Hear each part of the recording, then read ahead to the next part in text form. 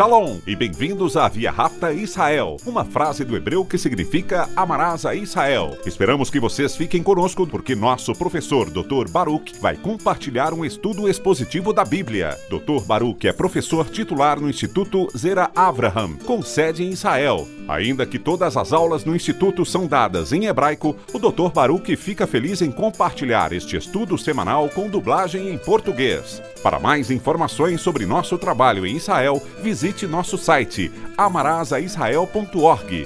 Fiquem agora com o Dr. Baruch e a aula de hoje. If you have accepted the gospel, Se você aceitou o Evangelho, então você tem um amigo maravilhoso.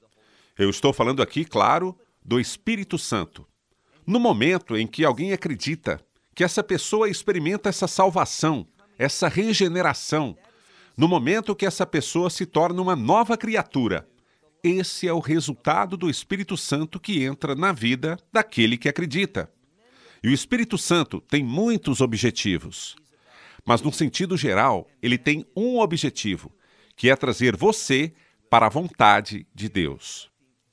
Para que você reflita a ordem de Deus, ou seja, os seus propósitos em sua vida, para que você faça a vontade dele. E pelo fato de você obedecer a ele, sua vida se torna um testemunho. Sua vida se torna um símbolo da justiça de Deus, da glória de Deus, da fidelidade de Deus. Mas nós não podemos fazer nada que agrade a Deus estando na carne. Somente quando caminhamos na unção do Espírito Santo, somente nessa situação, nós podemos ser um vaso eficaz de Deus. Agora, pegue sua Bíblia e olhe comigo no livro de Romanos, capítulo 8. Repetindo, Romanos, capítulo 8. Nós vamos começar de onde paramos na semana passada, no versículo 26. Neste versículo, Paulo está nos falando sobre uma escassez que temos, sobre algo que não temos, e por causa disso, somos injustos, ineficazes. Sabe o que é isso? É a incapacidade de orar efetivamente. Agora, observe o que ele vai nos dizer. Ele vai nos dizer que há momentos em nossas vidas que simplesmente não sabemos como orar de forma correta. Bem, vamos começar. Olhe comigo para o versículo 26, Romanos capítulo 8, versículo 26, onde a palavra diz: da mesma forma também o Espírito. O Espírito ajuda. Algumas Bíblias usam a palavra auxilia, sem problemas. Mas vamos olhar para esta palavra por um momento, porque é uma palavra interessante. Essa palavra usada tem o sentido de pegar ou receber. Dessa maneira, essa palavra dá a ideia de receber alguém antes de você ou próximo a você. Então temos até uma terceira palavra que está anexada a ela, que é a palavra junto. Então é isso, o que o Espírito Santo faz. Ele nos vê lutando em nossa fé. E o que ele faz? Ele nos traz para perto dele. É isso que ele quer dizer. É claro que o Espírito Santo está dentro de nós, mas quando somos trazidos para perto dele, estamos sendo trazidos para ele de propósito, com o mesmo objetivo. Nós estamos juntos a ele, ou seja, ele vai mover-se na vida da pessoa para que ela tenha o mesmo propósito e o mesmo resultado, que é servir a Deus, glorificá-lo e honrar o seu nome. De novo, vamos olhar para o nosso texto, onde lemos: da mesma forma também, o Espírito ajuda em nossas fraquezas. Lembre-se que nós somos ineficazes se estivermos sozinhos. Nós temos fraquezas, nós temos fragilidades, passamos por situações em que simplesmente falhamos e sozinhos nós não podemos fazer a vontade de Deus. É por isso que Deus nos deu o seu Espírito. E quando olhamos para o livro de Gênesis, nós vemos que o Espírito Santo estava lá durante a criação. A Escritura diz: Har Elohim irahefa apanei hamai, o que significa que o Espírito de Deus estava pairando sobre a água e ele começou a se mover. Deus falou e ele se moveu. E o que aconteceu? Em vez do mundo refletir uma desordem, ao invés de se mostrar nulo e vazio, aconteceram mudanças. E a criação de Deus começou a tomar forma e começou a refletir o propósito para o qual foi criada. E tudo isso aconteceu por causa da palavra de Deus e do Espírito de Deus. É por isso que as Escrituras e o Espírito de Deus, os dois, são tão vitais. Para caminharmos na ordem de Deus, para cumprirmos os propósitos de Deus, para fazermos a vontade de Deus e experimentarmos as bênçãos de Deus. Sem o Espírito, nada disso pode se tornar uma realidade. De novo, vamos ler. Da mesma forma, o Espírito nos ajuda em nossas fraquezas. Para quê? Para orar da forma como é necessário. Aqui estou traduzindo de forma bem literal. Vamos voltar aonde diz: para o que orar? Aquilo que é necessário, nós não sabemos. Você se reconheceu nessa frase? Pode ser que haja algo acontecendo em sua vida ou na vida de alguém de quem você gosta, e você está empenhado em orar por essa situação. Mas surge então um problema, uma fraqueza. Você não sabe o que orar, como orar. É isso que a Escritura está apontando. Deus sabe disso. Veja então o que a Escritura diz, que o Espírito Santo quer nos ajudar em nossas fraquezas, em nossas fragilidades, que são coisas inadequadas em nossa vida. Então nós lemos: para o que orar? Aquilo que é necessário. E a palavra, quando diz que é necessário, fala sobre aquilo que deve ser se a vontade de Deus for manifestada. Ela será o resultado, será o que for produzido. Assim como é necessário orar, eles também nos dizem que nós não sabemos. Então, o que acontece? Mas o próprio Espírito, o que ele faz? O próprio Espírito intercede por nós. E como ele faz isso? Com gemidos que não são exprimíveis para nós. Ou seja, que nós não entendemos. Existe uma controvérsia aqui. E eu não vou entrar nesta questão neste momento. Mas alguns olham para este versículo e dizem que é somente o Espírito Santo.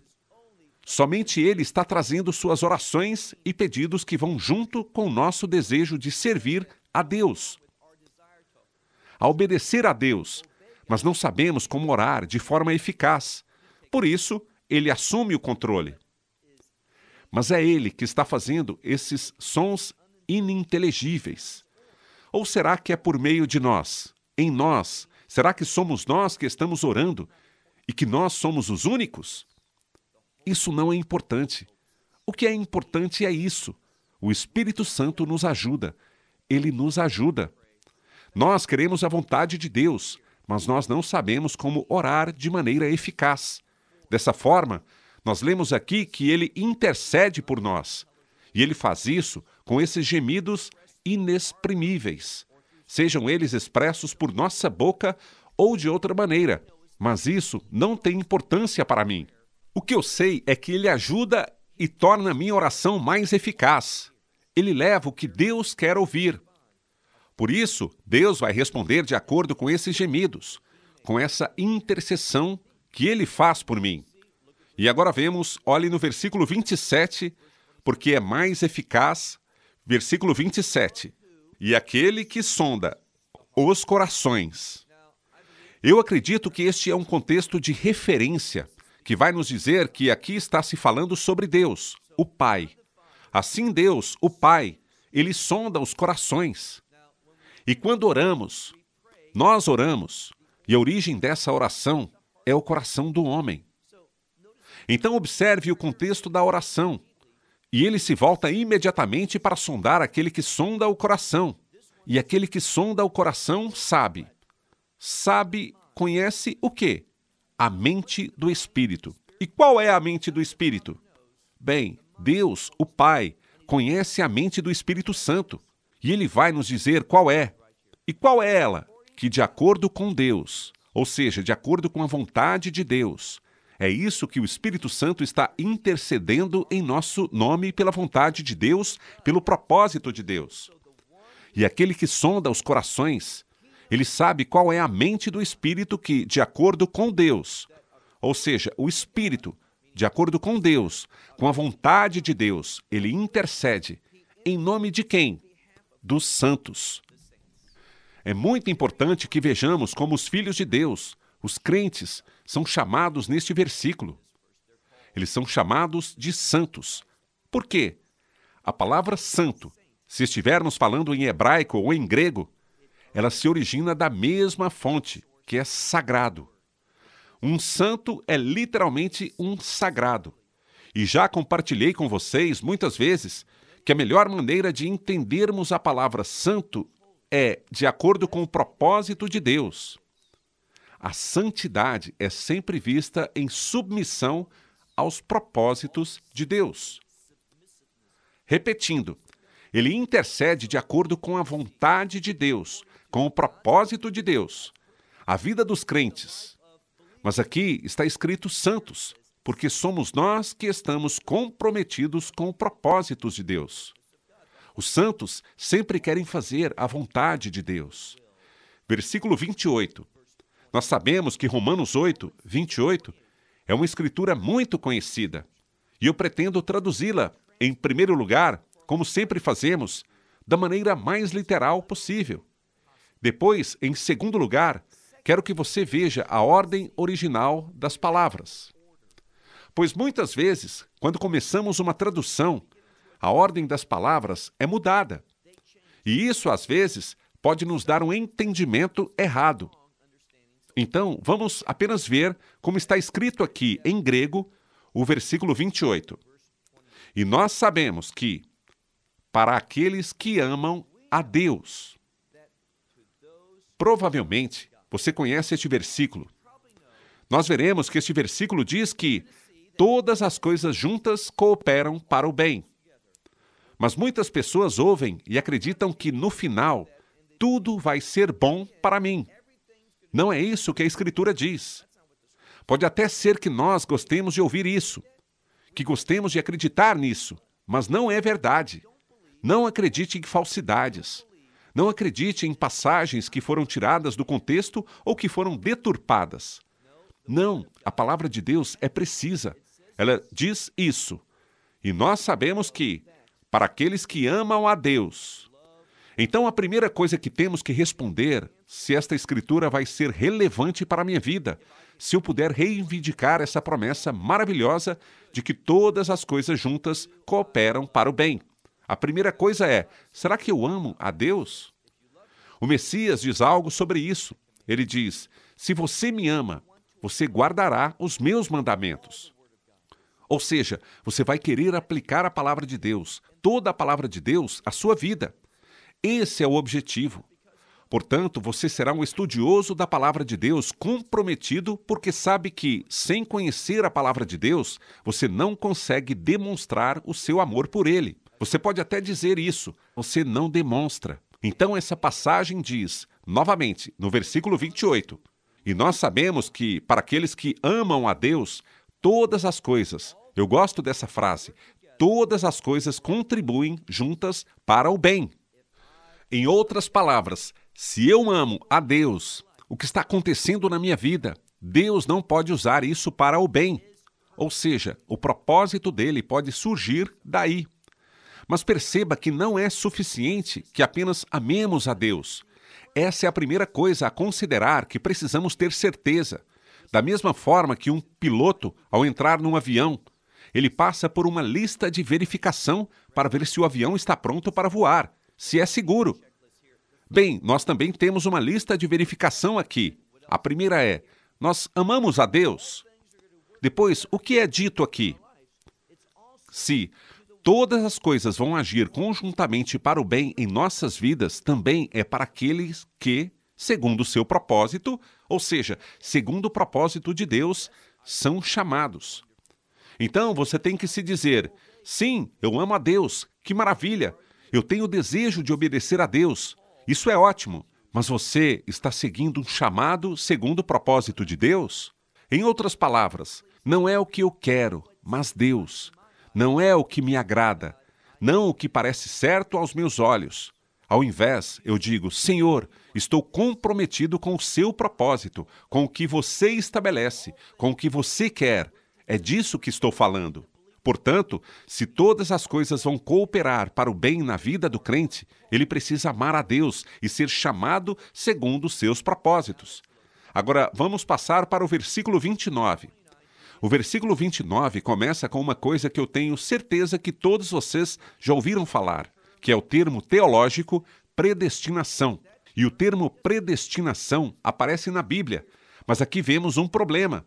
A forma como os teólogos geralmente falam sobre predestinação não é o mesmo que a Escritura diz.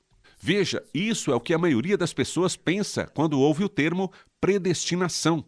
Eles acreditam que Deus predestinou. Como podemos entender isso? Que Ele predeterminou quem estará no céu e quem não estará. Mas a escolha é unicamente de Deus. Foi Ele que elegeu alguns para irem ao céu.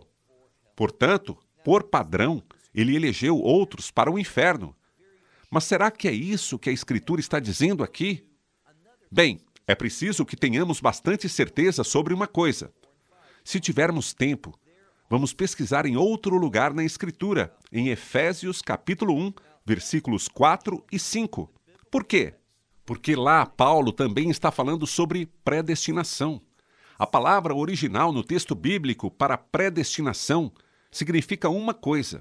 Simplesmente significa ver antecipadamente, que é a palavra pro-orá-ou. Mas há outra forma que aparece no texto que é pro-orizo. Alguém está vendo algo antes do tempo, antes. O outro está intimamente relacionado e é simplesmente a mesma palavra orá-ou, mas com um final diferente. E esse final diferente dá uma nuance um pouco diferente, um significado diferente.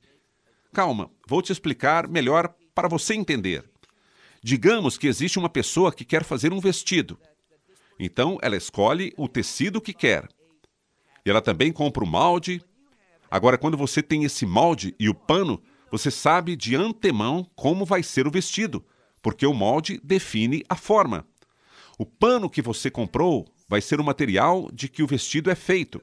Então, você pode ter uma boa ideia de como esse vestido vai ficar. É exatamente isso que é a predestinação, para esses e uma grande parte da predestinação. Na verdade, se você olhar e esperarmos poder chegar até lá, em Efésios 1, versículos 4 e 5, esses versículos falam sobre a predestinação, mas a ênfase está no Messias, que é um aspecto importante, pois ela é no Messias. Na verdade, eu até te diria que a predestinação não tem nenhuma relevância até que você esteja no Messias, até que você aceite a nova aliança. Ela é irrelevante. Por quê? A predestinação é exatamente isso. Para aqueles que estão no Messias, esses serão como o Messias. Mas será que isso significa que você vai ser Deus e divino como Ele? Não, mas você vai ser como Ele, ou seja, você vai ter a mente do Messias.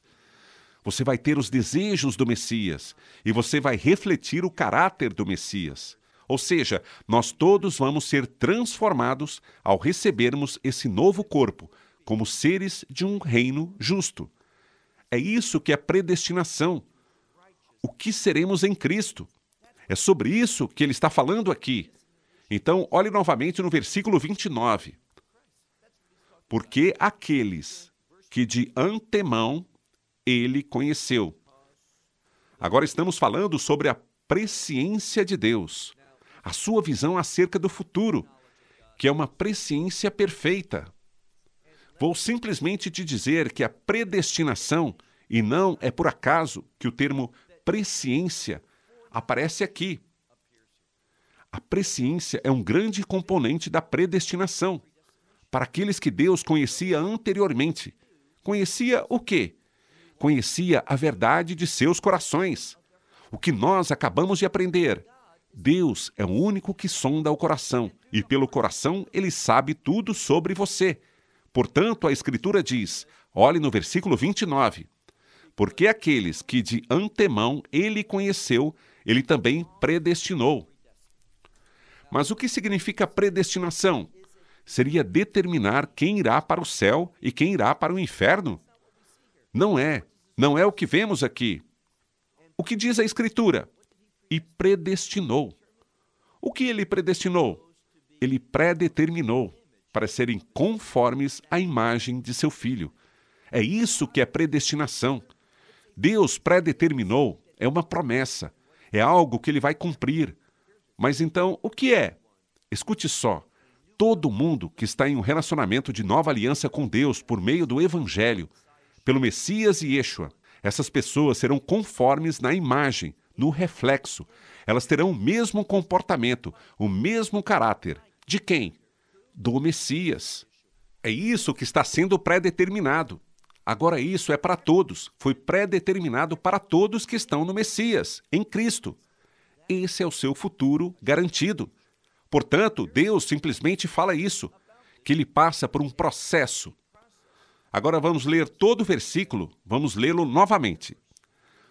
Porque aqueles de que antemão ele conheceu, ele também predestinou para serem conformes à imagem de seu Filho, para ser.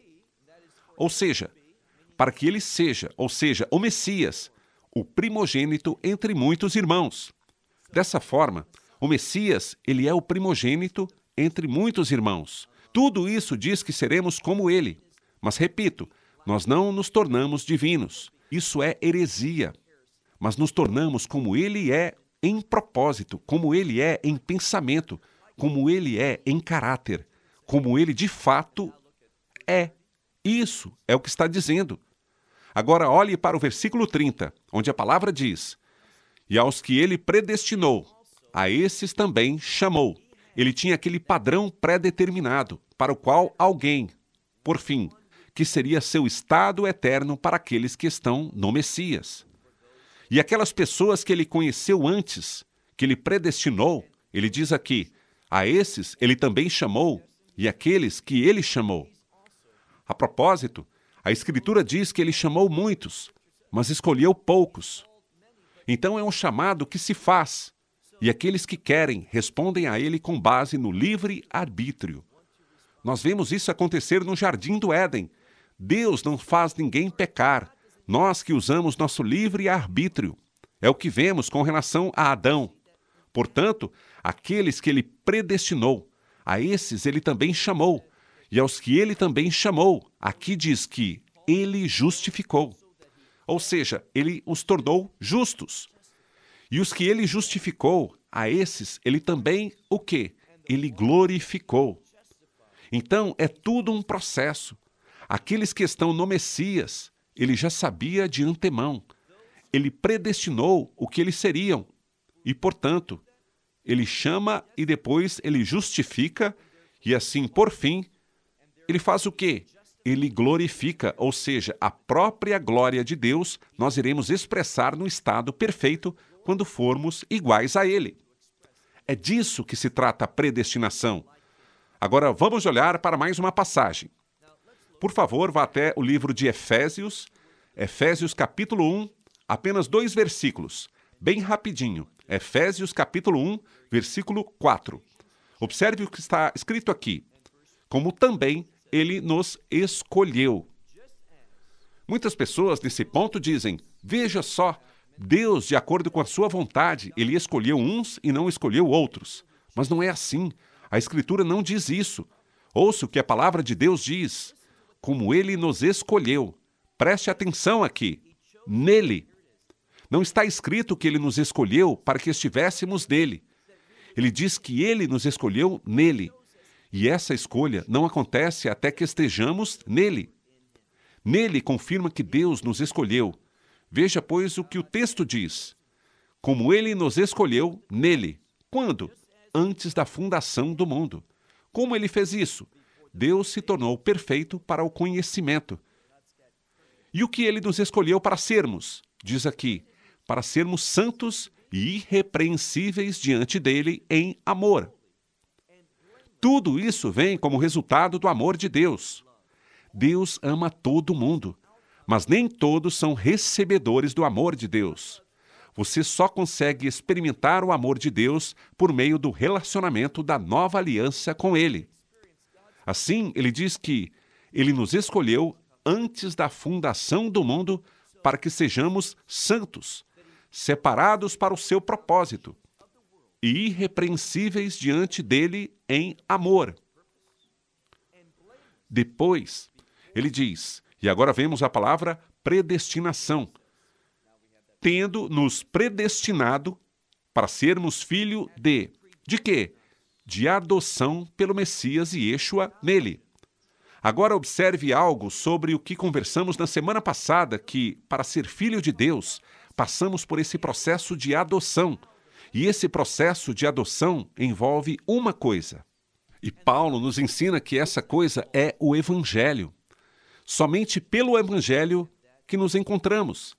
Veja só como essa passagem termina. Está escrito, ele nos predestinou para a adoção.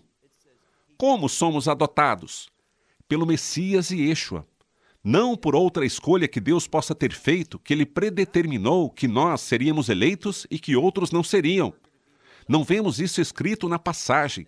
Ele não é o significado do termo bíblico eleito. Aqui diz, para a adoção por meio de, como resultado do quê? Pelo Messias e Yeshua. E o que vem depois é nele. É disso que se trata. Não vai acontecer nada de bom em sua vida do ponto de vista do reino até que você esteja nele, no Messias. E só há uma maneira de estar no Messias, que é por meio da fé, sendo um recebedor da graça de Deus. E a única maneira, ouça bem, a única maneira de receber a graça de Deus é pela mensagem do Evangelho.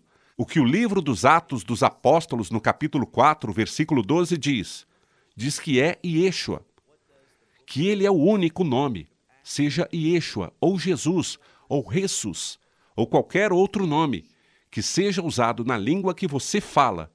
Somente por este nome, o nome do Messias, que alguém pode ser salvo. Somente por meio dele. Não há nenhuma outra maneira. Agora, deixe-me dizer uma coisa à medida que encerramos. Está chegando um tempo, e vai chegar em breve, que quando você disser que Yeshua é o único, você vai ser chamado de fanático religioso. Você vai começar a ser marginalizado. Você vai descobrir que uma grande quantidade dessas diversas denominações do cristianismo vão se afastar desta questão. Então, que você não se afaste, compreenda quem é o Messias. Ele é o único Salvador, e o Evangelho é a única mensagem de salvação. É a única verdade capaz de levá-lo ao Messias, para que você possa experimentar esse maravilhoso futuro que você tem para ser como ele e estar com ele por toda a eternidade. For eternity. Esperamos que você tenha desfrutado da aula de hoje e que possa compartilhá-la com outros. Te convidamos a participar e nos acompanhar a cada semana, a esta hora e por este canal, em mais um episódio de Amarás a Israel. Para mais informações em português, visite amarasaisrael.org, onde encontrará muitos outros estudos realizados pelo Dr. Baruch. Até a próxima semana. Que Deus, nosso Messias e Yeshua, nosso Senhor Jesus Cristo, te abençoe durante a sua caminhada com Ele. Shalom, desde Israel.